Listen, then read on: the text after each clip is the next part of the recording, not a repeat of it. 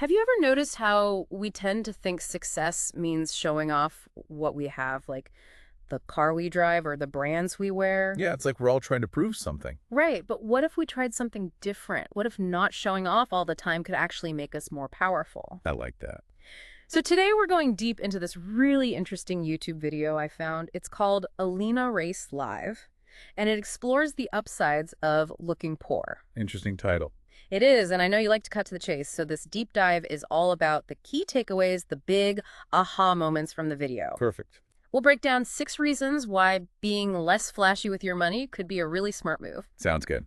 I'm ready. Okay, first up is this thing they call the De Niro effect. De Niro effect. They even say in the video you can pronounce it however you like. Okay, Darrow effect. Basically, it's all about the hidden costs of luxury things. Okay, I can see where this is going. Think about that dream car, a Mercedes or a Lamborghini. Yeah, everyone knows they're expensive to buy. Right. But the video's point is that the spending doesn't stop there. Oh yeah, for sure. You've got higher insurance, then there's maintenance. Those cars need special care, and if something breaks... Oh yeah, repairs are going to be a fortune. Exactly. It's a whole chain of costs, all tied to that one big purchase. Like a domino effect. Exactly. And it goes even further. They explain how buying one fancy thing can make you feel like you need to upgrade everything else. Oh, I totally get that. Like you get a really nice watch and suddenly your old shirts just don't cut it. Uh-huh, yeah. Or you buy a designer bag and using your old one feels weird. It's almost like we're trying to match everything to that one expensive item. And the video talks about how this can change how we see ourselves. Like what we think is acceptable for us to own or use. Right. It's subtle, but it can really push us to keep spending more and more. I see that. The video creator talks about catching themselves almost giving in to that urge to constantly buy new luxury things. But they decided to do something different. Yeah, they made a conscious choice to appreciate the simpler things in life, the things that don't cost a lot. Like spending time with friends and family, enjoying nature. Exactly. And I think that raises a big question for all of us. What truly makes us happy? Is it the stuff we own or is it something deeper? Right. Are we looking for happiness in expensive things, or can we find it in those simple, everyday joys in our connections with people? Those are things you can't buy. Exactly. So that's the De Niro effect. Now, the second reason to consider looking poor is about avoiding the debt trap and the golden handcuffs. Ooh, that sounds serious. It can be... The video explains how trying to look wealthy can actually lead to serious debt. Well, yeah, if you're relying on credit cards or loans to buy those luxury items. Exactly. And then the interest rates start piling up and it can quickly spiral out of control. And what about the golden handcuffs? That's when you feel stuck in a job you don't like just because you need the high salary to maintain a certain lifestyle. Right, because you've got to keep up those appearances. Exactly. And the video gives those classic examples, working extra hours, even though you hate your job just for the big paycheck or the stock options. Or you stick around for the bonuses, even though the work itself is making you miserable. I bet some of you listening know exactly what we're talking about. Maybe you've felt that pull yourself or seen someone else stuck in that situation. It's more common than we think, and it leads us right into the third reason, lifestyle inflation, the video calls it, the silent thief. The silent thief, I like that. It's so true. Lifestyle inflation is when we spend more just because we earn more. It's sneaky because you don't always realize it's happening. Right, you get a raise and suddenly you feel like you need a nicer apartment or the latest gadgets. Even though the things you have are perfectly fine. Exactly. But the problem is, even with a higher income, your savings might not be growing, you're just consuming more. It's like you're running on a treadmill. You keep going, but you're not actually getting anywhere. And the video digs into the psychology behind this. They talk about the hedonic treadmill. The hedonic treadmill. It's this idea that we adapt to material things really quickly so that new car or phone only gives us a temporary happiness boost. Then we're back to where we started, and we need something else new to feel that excitement again. It's a cycle, and there's actually research to back this up. A 2010 study in psychological science found that new things only make us happy for a short time. Interesting. And the video even cites a more recent survey from 2023 by Bankrate. They found that 52% of millennials admitted to overspending on luxury items just to impress others, and they ended up in debt because of it. Wow, that's a lot of people feeling that pressure. It is, but the video creator shares a great personal example. They talk about still using an older iPhone 14, the non-Pro one, even though they have a job where you might expect them to have the latest tech. That's a good point. They emphasize that it still works perfectly fine, and they actually feel less stressed about keeping an older phone in good condition. And it shows that looking poor isn't about actually being poor. It's about making choices that help you build long-term wealth instead of trying to impress people right now. Makes sense. Now, the fourth reason they talk about is escalation of commitment, or as they call it, the sunk cost fallacy. Okay, I think we've all experienced this one. It's that feeling of being trapped by our past decisions. The video explains how spending a lot of money on our appearance can make us feel like we need to keep investing even more time, effort, and money into it. Just because we've already put so much into it. It's like we're trying to justify that initial expense. Right, like if you buy a really expensive piece of jewelry, you might Exactly. feel obligated to wear it all the time, even if you don't really want to. Just so it feels worth the money. Exactly. And the video compares this to enjoying things that aren't material, like reading a good book. You don't have to constantly talk about the book to justify the time you spent reading it. You enjoyed it, and that's enough. But with physical possessions, there's often this pressure to keep proving their worth. And remember that luxury car we talked about? Oh, yeah. Because you've already spent so much on the car, you feel like you have to get the premium insurance, the expensive accessories, and pay for the costly maintenance. You're trying to protect that initial investment. And that's the sunk cost fallacy in action. It's when we continue doing something, even when it's not really working anymore, just because we've already put so much into it. The video uses a good analogy with a failing business idea. Just because you've already spent money on equipment doesn't mean you should keep throwing good money after bad.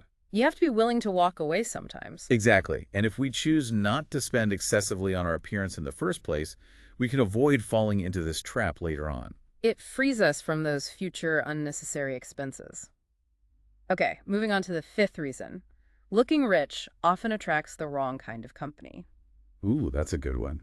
It's about how projecting an image of wealth can sometimes bring the wrong people into our lives. People who might not have our best interests at heart, Exactly. You might attract people who are more interested in your money than in you as a person. which can lead to superficial relationships or even worse situations where people try to take advantage of you. And the video creator actually shares a personal story here about a friendship where they felt pressured to keep up with a wealthier friend's lavish spending habits. Oh, wow. They even started feeling insecure about their own home, them emotionally. That's tough. But the takeaway from that story is that true friendships are about connection and shared values, not about how much money you have or how much you can spend. True friends will love you for who you are, not for what you own. Exactly. And by not showing off your wealth, you're more likely to attract people who genuinely care about you. It's like a filter helping you find the people who are worth your time. Makes sense now. The sixth and final reason to consider looking poor is all about safety and security. This one's important. The video explains how displaying your wealth can actually make you a target for crime.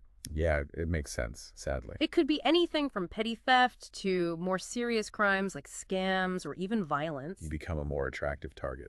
And they use a really powerful example. They talk about a famous Indian actor and producer named Ali Khan. Oh, I know him. And even someone like him with all his wealth and security can still be vulnerable. It's a reminder that nobody is immune. Right. And the video offers some practical tips for blending in, like using an older phone in public, carrying a simple wallet, and driving a more modest car. It's about not drawing unnecessary attention to yourself. And beyond physical crime, the video also talks about how appearing wealthy can make you a target for sob stories and requests for money. People might assume you have money to spare. And that can make it hard to tell who's genuinely in need and who's trying to take advantage of you. Right, you start to doubt everyone's intentions. And it can even lead to increased scrutiny from tax authorities. That's not something you want. Definitely not. The video creator even shares a childhood memory about a classmate whose sister was kidnapped for ransom. Oh, wow. And they believe it might have been connected to the family's perceived wealth. It's a stark reminder that modesty can actually be a form of protection. Yeah, it keeps you under the radar, so to speak. Okay, so we've covered 6 compelling reasons to reconsider how we think about displaying wealth. But the video doesn't stop there. It also introduces a practical approach to building long-term financial security. Tell me more. It's called the 4% rule, and it comes from a study called the Trinity Study. I've heard of that. Basically, it gives you a framework for planning your retirement and achieving financial independence. And how does this connect with the idea of looking poor? Well, if you're not wasting money trying to look rich, you'll have more money to save and invest. Makes sense. And that means you'll be in a much stronger position to use the 4% rule to potentially live comfortably in retirement. So how does this rule work? In simple terms, it suggests that in your first year of retirement, you can safely withdraw 4% of your total retirement savings. 4%. Right. And then each year after that, you adjust that withdrawal amount to keep up with inflation. So your money lasts longer. Exactly. The Trinity study found that historically, if you follow this rule, you have a very high chance of your savings lasting for at least 30 years. Wow, that's reassuring. It is. To make it even clearer, let's say you have 1 crore rupees saved for retirement following the 4% rule. You could withdraw 4 lakh rupees in that first year. 4 lakh rupees. Right. Then let's say inflation is 5%. The next year, you would withdraw 4.2 lakh rupees to keep up with the rising costs. I get it, so you maintain your purchasing power. Exactly. And this is especially important because the video highlights that household savings rates are actually declining in India. Oh, that's concerning. It means we need to be even more proactive about planning for our financial future. And remember, even with all this talk about finances, the video keeps coming back to the importance of relationships. Exactly. True happiness comes from the people we love, not from the things we own. And they clarify once again that looking poor isn't about wearing ragged clothes or depriving yourself. It's about not feeling the need to constantly show off your wealth and choosing to focus on genuine growth instead. Right. It's about living authentically. And they give one final piece of advice.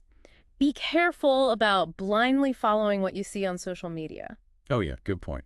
So many of those portrayals of wealth are carefully curated and they don't reflect reality. It's easy to get caught up in comparisons and feel like you're not doing enough. Exactly, but it's much better to focus on your own financial well-being and your own goals. Tune out the noise and focus on what matters.